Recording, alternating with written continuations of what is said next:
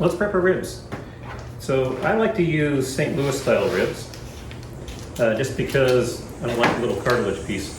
If you can't find them, I will show you how to cut it later. So we're gonna pull it out of here.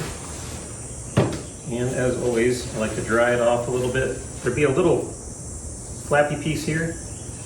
That never cooks up well, so I like to cut that off.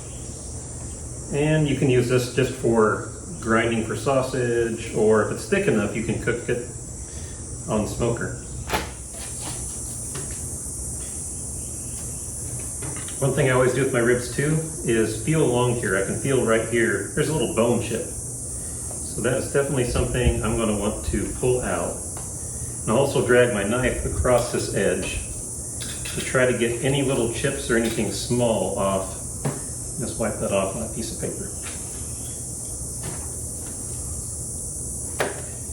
And then just trim up anything that looks like it's going to fall off and not be good.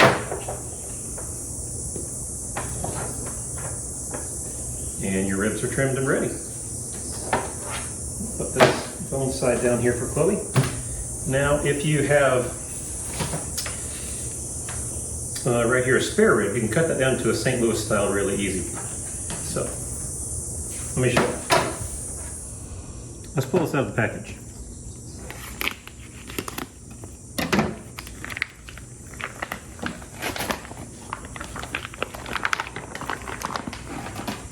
Now, the only difference between spare ribs and St. Louis style is they have cut it off this little piece here. Right here, that's where the sternum is. That's the center of the pig. And you have like all these little pieces of cartilage all kind of joined together. So just like the other one, I'm going to cut off this little piece.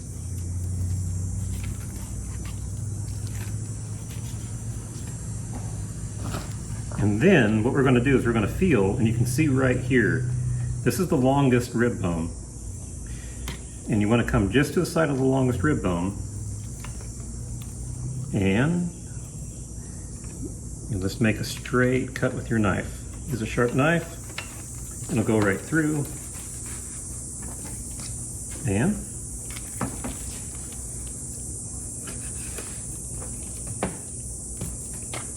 as you can see, we now have some St. Louis cut ribs.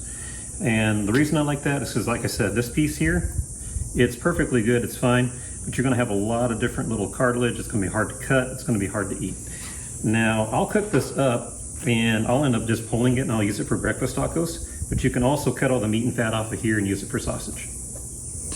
Okay, so this one is ready for Chloe, and I'm just gonna give it a little, I'm gonna feel the top of it, I'm gonna scrape it, found a little bone chip here, we don't want that. So that piece is ready. And then again, I'm going to scrape the side here. I'm going to feel, see if there's any bone chips. And right here, this bone here, it's a little chunk of a bone, so that doesn't really look good or appetizing to me, so I'm going to cut that off.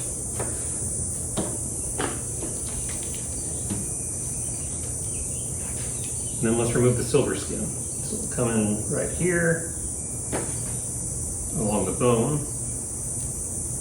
Tip of the knife in, cut away from me. Grab this and just peel that silver skin off. Okay. This is a little bit long. I'll trim this up too. And we'll just cook that piece up on the top. Now, these are ready for Chloe to season. So, what we're going to do is to make sure our seasoning can stick, we're going to put just a little drizzle of olive oil on the top, and then Chloe will sprinkle seasoning on.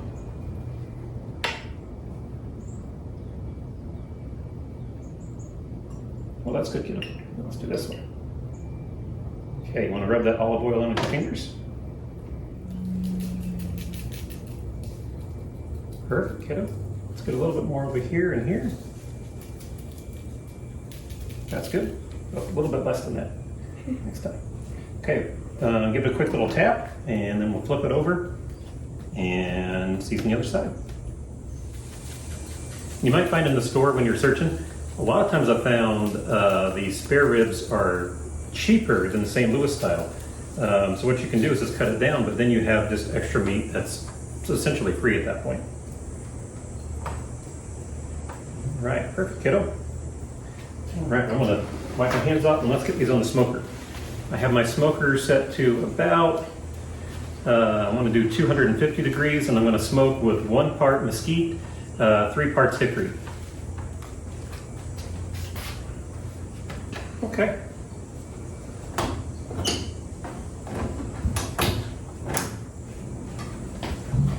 Let's put your ribs right on here, kiddo.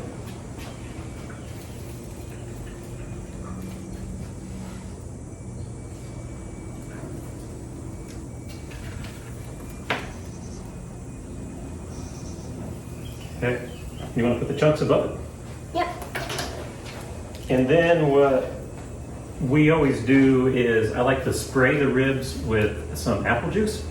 So I'll spray right now when I put it on, and then I'll spray again in about an hour. Get up on the spray. Yay. And if you notice, Chloe has the sprayer holding it up.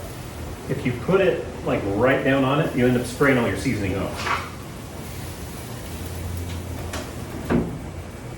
That up just a hair.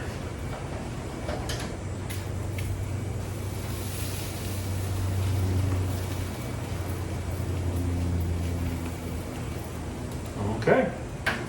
We'll close this up, and then in 1 hour we'll come back, we'll spray it again. Okay, it's been 1 hour, so we're going to go ahead and spray the ribs. Okay, you get those, kiddo? A little bit more on the top.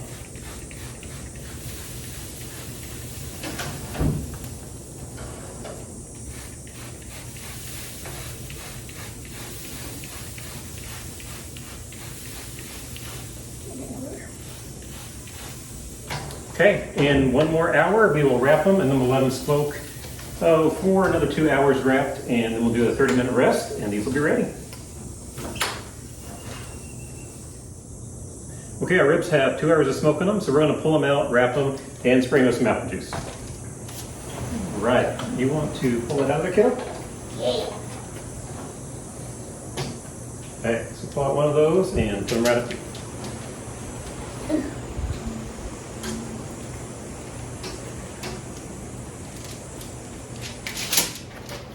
What I'll do is I'll give it a good spraying.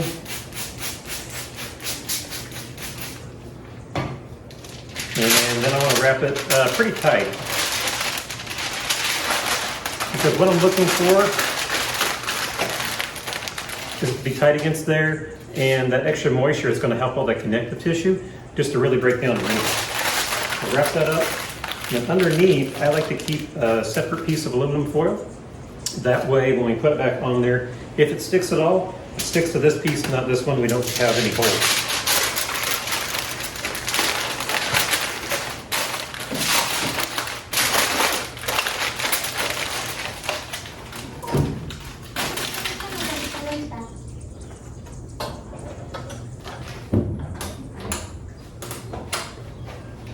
Okay, we're going to let these just cook at another 2 hours at 250 degrees. Then we will pull them out, we'll unwrap them, and let them just kind of be covered loosely and rest for 30 minutes. Okay, it's been 2 hours, so let's check our ribs and see if they're done.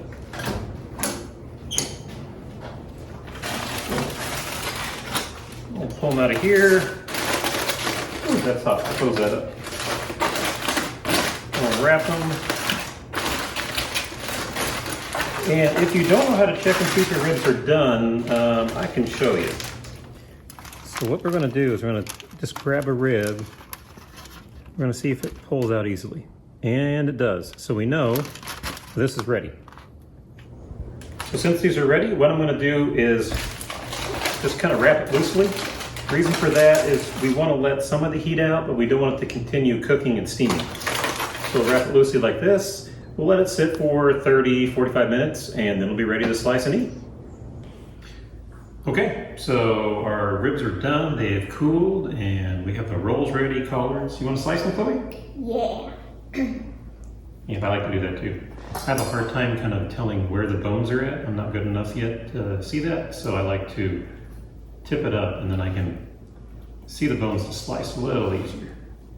Here, I'll hold it for you.